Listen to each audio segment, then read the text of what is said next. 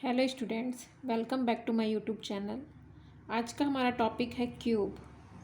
Cube के बारे में हम लोग डिस्कस करेंगे। क्यूब का डिफरेंट फार्मूलाज देखेंगे। वॉल्यूम क्या होता है, टोटल सरफेस एरिया क्या होता है, ये किन चीज़ से मिलकर बना होता है, इसमें टोटल कितने नंबर ऑफ वर्टिसेस होते हैं, और भी बहुत कुछ हम लोग आज के वीडियो में डिस्कस करेंगे। तो सबसे पहले हम क्यूब का यहाँ पे डायग्राम बनाते हैं। तो क्यूब जो होता है वो स्क्वायर से मिलकर बना होता है। तो आपको सबसे पहले ध्यान रखना होगा कि स्क्वायर जिसका ऑल साइड्स क्या होते हैं, इक्वल। तो ये हमारा क्यूब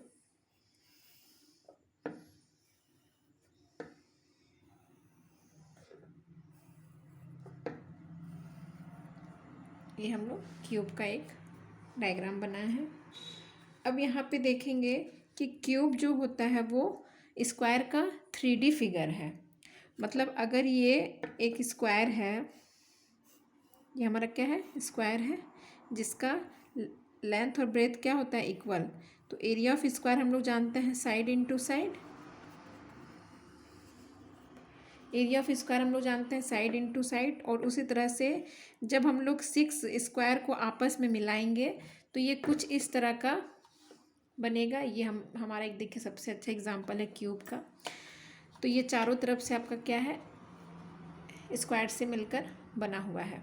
टोटल कितने फेज हो जाएंगे, अब देखिए सबसे पहले हम यहाँ पे देखते हैं 5 1 हो जाएगा, ये वाला फेज 1 2 3 4 5 और एक 6। मतलब ये आपका टॉप, ये बॉटम, ये लेफ्ट राइट, और ये वाला जो है आपका फ्रंट, और पीछे जो ये वाला आपका फेज है वो बैक। ठीक है। अब हम लोग देखेंगे कि ये जो क्यूब है इसका वॉल्यूम क्या हो जाएगा। तो जब ये 3D फिगर है तो हम लोग जानते हैं कि 3D फिगर है तो लेंथ भी होगा, क्योंकि 2D फिगर में तो सिर्फ लेंथ और ब्रेथ होता है, ये हम जानते हैं। ठीक है। और जो कि दोनों इक्वल होता है, लेंथ और ब्रेथ इक्वल होता है, तभी ये जाकर के स्क्वायर कहलाता है, नहीं तो ये रेक्टेंगल हो जाता।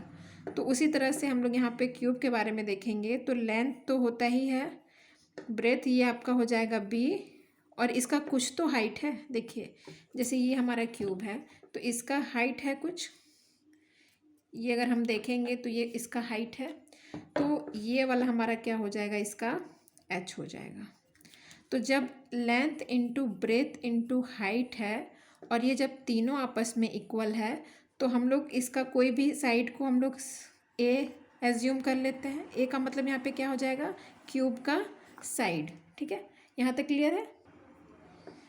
लेंथ ब्रेथ और height L into B into H, क्योंकि हम लोग वॉल्यूम फाइंड कर रहे हैं तो हम लोग यहाँ पे इसका तीनों का मल्टीप्लाई करेंगे, तब जा कर के हमें इसका एरिया फाइंड होगा। सपोज़ अगर कोई बोलेगा कि ये क्यूब का कैपेसिटी कितना है, तो कैपेसिटी के लिए हम लोग को ये तीनों का मतलब मेज़रमेंट होना ज़रूरी है, लेंथ होना ज़रूरी है, ब्रेथ और हाइट।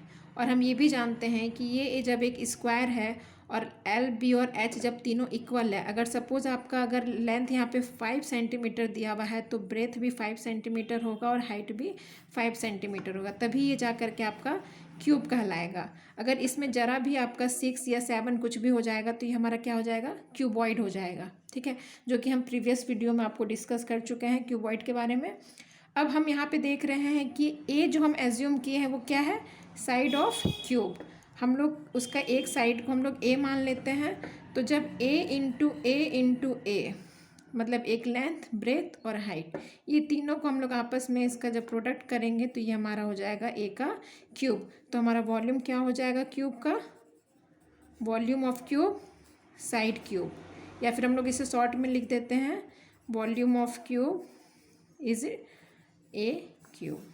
ये हमारा क्लियर है। ये हमारा देखिए, आप वीडियो को पॉज करके अच्छे से समझ सकते हैं। ए से हमारा क्या मतलब है, साइड ऑफ क्यूब। ठीक है। अब इस वीडियो में तो हम लोग वॉल्यूम समझ गए कि वॉल्यूम क्या होता है क्यूब का, और ये कैसे आया ये भी क्लियर हो गया होगा। तो नेक्स्ट वीडियो में हम लोग टोटल सरफेस एरिया के बारे में डिस्कस करेंगे। Total surface area of cube क्या होता है, तो नेक्स्ट वीडियो में हम आपको बहुत अच्छे से क्लियर होकर के समझाएंगे। ठीक है।